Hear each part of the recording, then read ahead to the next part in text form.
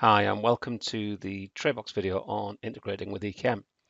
Okay, so one of the first things we're going to do is just pop you over to our website, tradebox.uk.com. If you choose support, come to integration guides, scroll down, you'll see that there's an integration guide here for EKM setup and EKM channel configuration. And we're going to cover both of these articles in the video. Before we get started, let's take you to our EKM store. One of the things that we're going to do as part of the setup is to import our stock. So to get the stock from EKM, we click on Features, we click on Import Export, Export to File, Export Products, click on Continue. Just leave all of those ticked. Click on Continue and then choose CSV file. Okay, when that's ready, you'll get a link. Just click on it, download the file, like it is here, and just save that on your PC. So I've got one of those saved already on my desktop. Okay, so you only need to do this if you're going to be using Tradebox as your stock control. If you're going to be using Sage as the primary stock control, when you set the accounts integration up in the channel, we'll actually just pull your stock from Sage into Tradebox, and that will be your master stock. Okay, so for this example, I'm going to do it with Tradebox. So let's start by creating an integration. We do that by coming to the channel section, clicking on New, and choosing EKM from the drop-down list. Next thing, it's asking for a name, so I'm just going to give it a working title of EKM Web Sales. Next thing I need to do is to choose a currency, so I'm telling Tradebox to only download sales in a currency of pound sterling. Each channel in Tradebox can only handle a single currency, so if you do have multiple currencies, you would need to set up multiple channels to the same store. Next thing we need to do is to put our logon name in, our EKM logon name, and our password.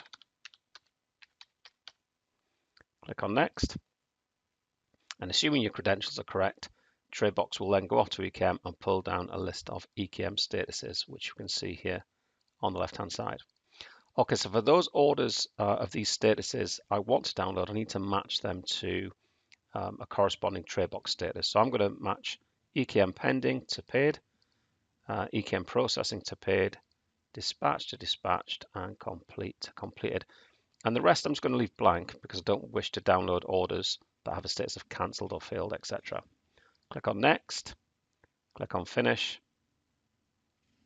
and there we can see we've got a channel already set up in the channel list, and you'll notice that it is deactivated, downloads turned off, and upload is turned off as well.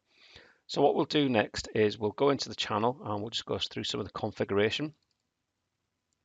Okay, so again we can see the name of the channel. We've got the currency, which can't be changed, the API token, which allows us to connect to EKM, and if that does need to be renewed for any reason, you just click on this icon here. We have an option to place all orders we download into a status of on hold. There's an option here to create Tradebox records. Now that creates them on the fly. It might be an option that you can use initially, but it's something you need to use with caution. It's worth speaking to customer services agent at Tradebox before you use that option. And don't update stock levels. Basically, it does what it says on the tin. It doesn't for this entire channel. If you turn that on, it won't affect stock levels in Tradebox or Sage. There's an ignore transactions prior to. So basically, if you've got a cutoff date, you don't want to download orders before a given date, you simply add it into here. And that you can choose that from a calendar look. Okay, so the next option here is days to download. Tradebox operates in a service which operates in a loop.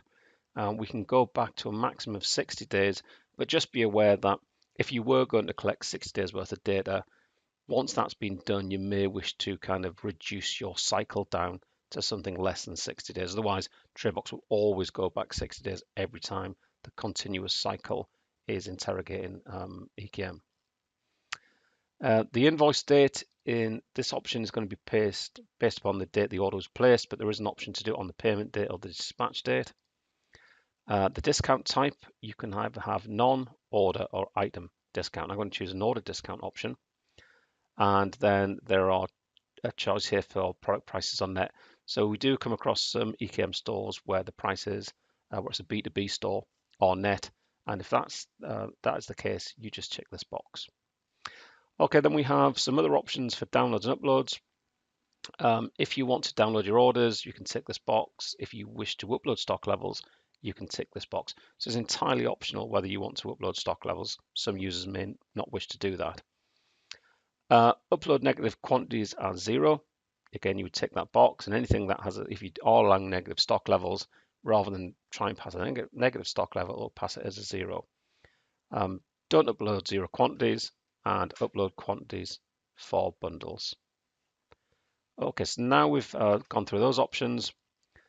The VAT tab covers what the VAT is for UK sales, EU sales, and rest of world. And you can see we've got UK down as standard rated, EU sales as standard rated, and rest of world sales as 0 rated.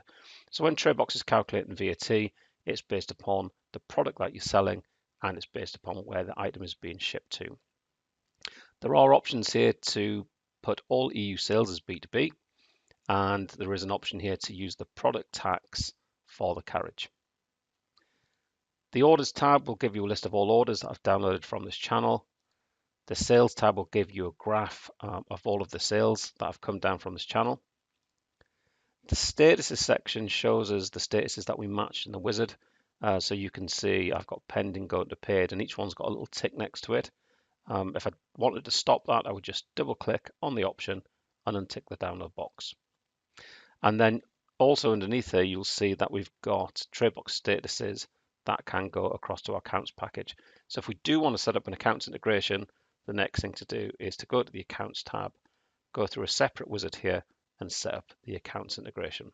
I'm going to cancel that and click on save. Okay, so we haven't activated the channel yet, so you can see we still have no orders in TradeBox. And the first thing we want to do is we want to import our products into TradeBox before we start downloading orders. So if we click on import, I'm going to choose the EKM web sales file that we downloaded earlier. We've got an update existing records option and an update quantities option. So if I did have existing products in here, I could just update them. Choose the file. This one is actually on my desktop. Click on OK and click on OK. Okay, so there are the products that have been imported from the file. If we open up a product, we can see we've got the SKU from EKM, whether it's a stock item or a non-stock item, and importantly, the tax code. And that's going to be important when we import an order from EKM. We're going to reference this product and see whether that product has any VAT before we look at where it's being shipped to. And this allows us to determine the VAT liability on each individual item that you sell. There is another video all about stock in TradeBox. So what we're going to do now, we've got our product set up, we've got our channel set up. So simply all we need to do is click on activate, and you'll notice the active channel has been ticked and the download has been ticked, but the upload option hasn't been ticked. So if you want to have an upload option, you'll need to go into the channel, tick the option for upload, and that will put your upload on an automatic sequence where TradeBox downloads your orders, updates your stock levels, and it then takes those adjusted stock levels and passes them back up to EKM.